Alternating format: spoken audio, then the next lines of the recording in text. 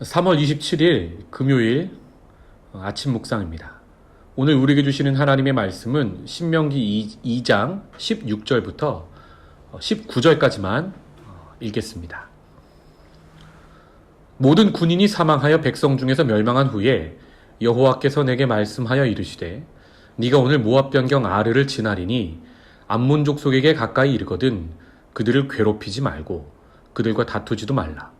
암몬 족속의 땅은 내가 네게 기업으로 주지 아니하리니 이는 내가 그것을 롯 자손에게 기업으로 주었음이라. 아멘. 오늘 그들을 괴롭히지 말라라는 제목으로 짧게 은혜 나누겠습니다. 오늘 말씀은 출애굽 1세대들 어른들이 모두 죽은 다음의 이야기입니다. 16절 모든 군인이 사망하여 백성 중에서 멸망한 후에. 본문 16절은 특히 1세대들의 죽음을 모든 군인의 사망으로 표현하며 이스라엘 공동체가 가나안 정복전쟁에 앞서 큰 위기가 있었음을 이야기합니다.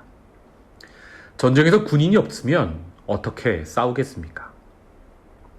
그러나 우리가 믿는 하나님은 여호와 이레의 하나님, 우리보다 앞서서 모든 것을 준비하시는 분이십니다.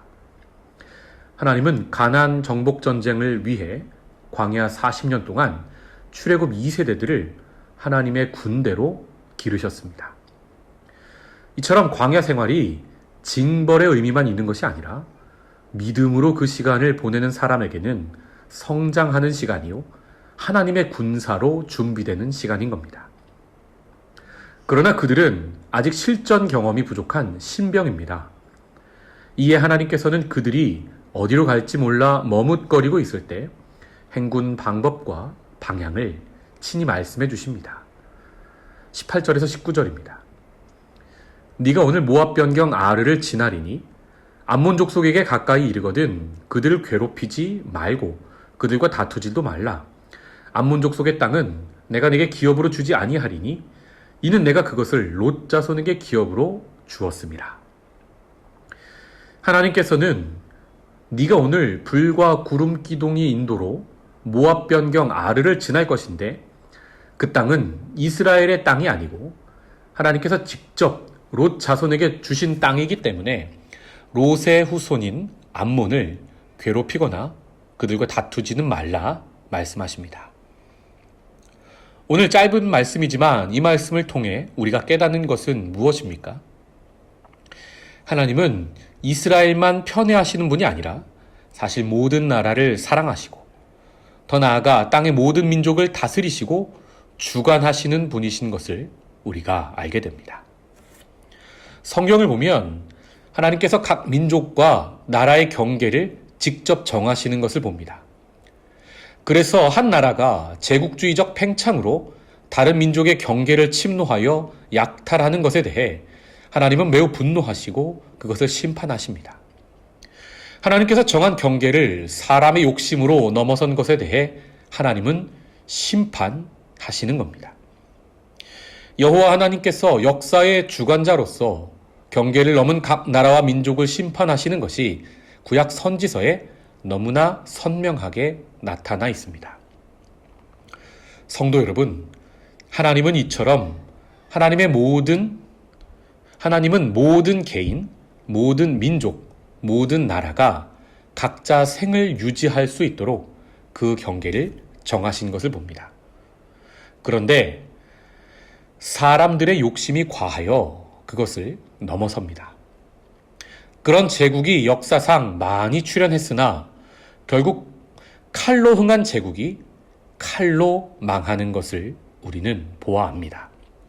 이것이 바로 역사의 주관자이신 하나님의 심판인 겁니다. 반면 제사장 나라는 제국과 다릅니다. 제사장 나라는 하나님께서 정하신 그 경계를 결코 넘어서지 않습니다.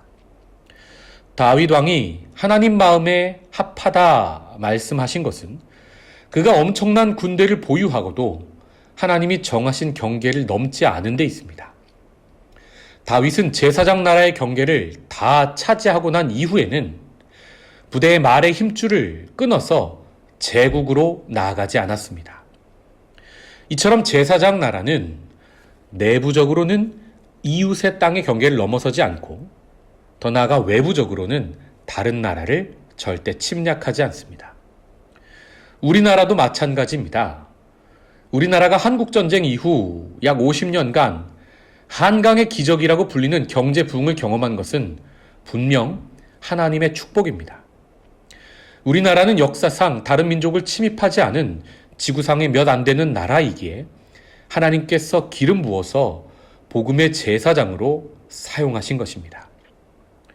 이처럼 하나님이 말씀으로 정한 경계를 잘 지키는 민족은 복을 받게 됩니다.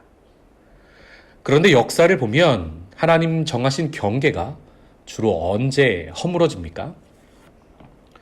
전쟁이나 경제적 문제로 인하여 사회 질서가 혼란해진 뒤에 하나님께서 정해주신 경계가 강자들에 의해 짓밟히는 것을 우리는 목격합니다.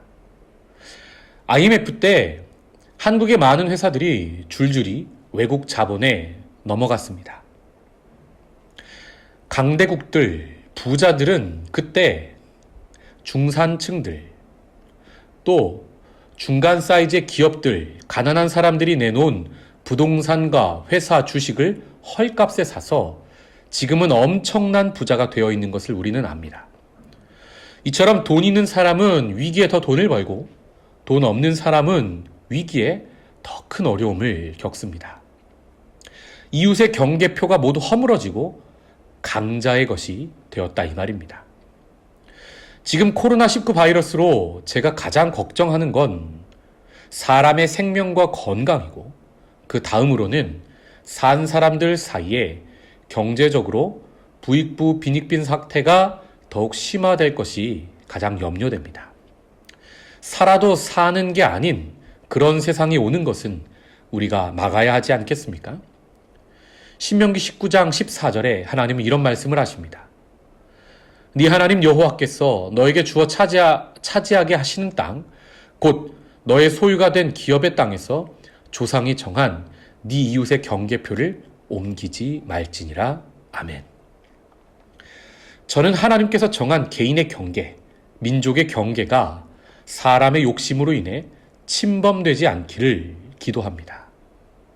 나봇의 포도원 사건에서 우리가 보아 아는 것처럼 이웃의 경계, 이웃의 땅, 이웃의 포도원을 침범하는 그런 민족, 그런 나라, 그런 개인은 설령 하나님께서 선택한 민족이라 할지라도 하나님께서 그 나라를 심판하시고 그 땅에서 쫓아내시는 것을 봅니다.